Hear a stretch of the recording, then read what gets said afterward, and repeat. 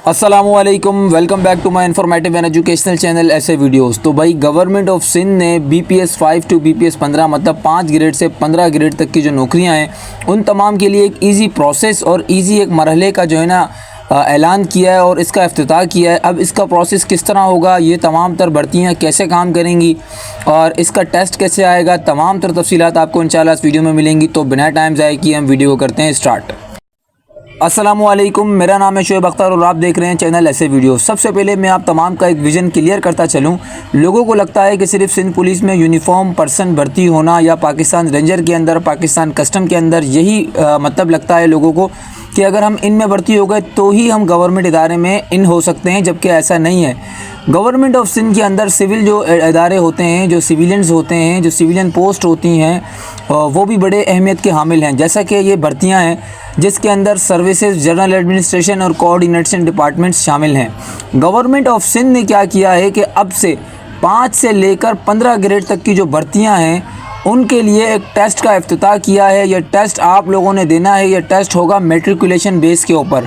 उम्र की हद इसमें बताई गई है 18 से 30 साल। वैसे 18 से 28 साल होती है, जबकि 2 साल का रिलैक्सेशन दिया है, 2 साल जो है ना ऐड कर दिए हैं, 18 से 30 साल कर दिया है। तो जो जिनकी उम्र 28 साल से अबव हो गई है, 29 है, वो भी अप्लाई कर सकते हैं। लास्ट डेट इसकी आपके सामने है 31 मार्च। अब हम बात करेंगे कि ये काम किस तरह करता है और ये कैसे जो है ना प्रोसेस होगा।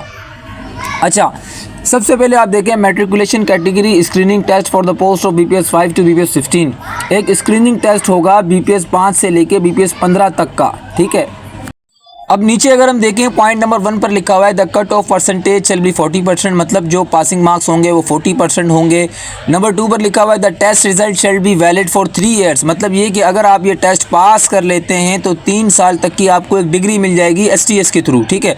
अब उन 3 सालों के अंदर जैसे ही सर्विसेज के अंदर जनरल एडमिनिस्ट्रेशन डिपार्टमेंट या कोऑर्डिनेशन डिपार्टमेंट के अंदर गवर्नमेंट ऑफ सिंध के अंदर नौकरियाँ आएंगी तो इसके लिए वो अलग से टेस्ट नहीं लेंगे। वो क्या करेंगे, आप लोग जो पास कैंडिडेट्स होंगे, जो क्वालिफाइड कैंडिडेट्स होंगे स्क्रीनिंग टेस्ट के, उन्हीं में से उठा कर देते रहेंगे डिपार्टमेंट्स को कि भाई ये लो, हमने इनका ऑलरेडी टेस्ट लिया हुआ है, ये लो इनका इंटरव्यू लो और उनको भर्ती करो। समझ रहे हैं बात को, ये होने जा रहा है। तो ये मेरे हिसाब से एक बहुत बेहतरीन अपॉर्चुनिटी है। अच्छा, उसके अलावा नंबर 3 पर देखिए लिखा हुआ है the interviews will be conducted by the concern department selection committee specified under the rule this already notified by the government of Sindh.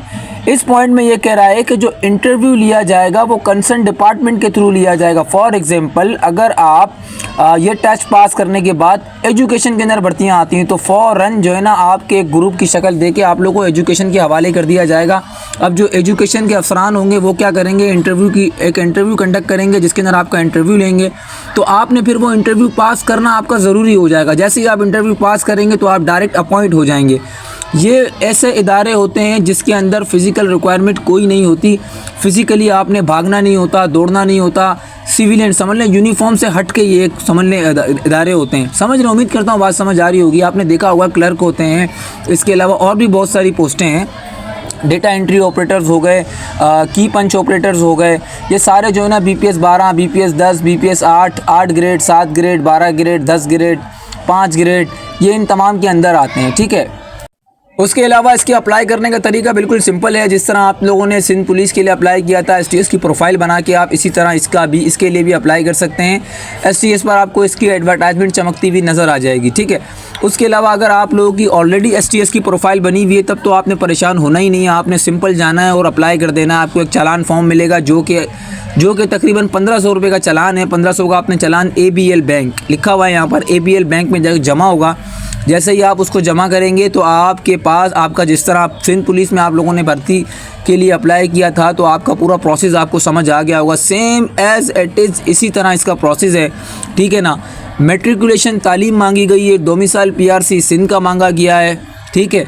बाकी तमाम क्राइटेरिया इसका सेम है, कोई मतलब मसले परेशानी वाली बात ही नहीं है। लेकिन एक मसले वाली बात है, वो ये है कि 31 मार्च इसकी लास्ट डेट है। तो आप लोगों के पास तकरीबन कुल मिला के 4 से 5 चांद रात तक का टाइम है, आप लोग अप्लाई कर सकते हैं।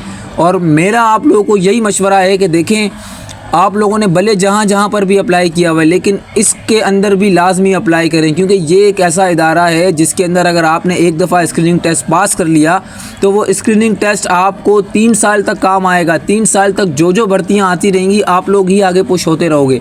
समझ रहे हो बात को? उम्मीद करता हूँ यार बात समझ आ गई होगी। तो मिलते हैं नेक्स्ट वीडियो में, तब तक के लिए अल्लाह हाफिज़।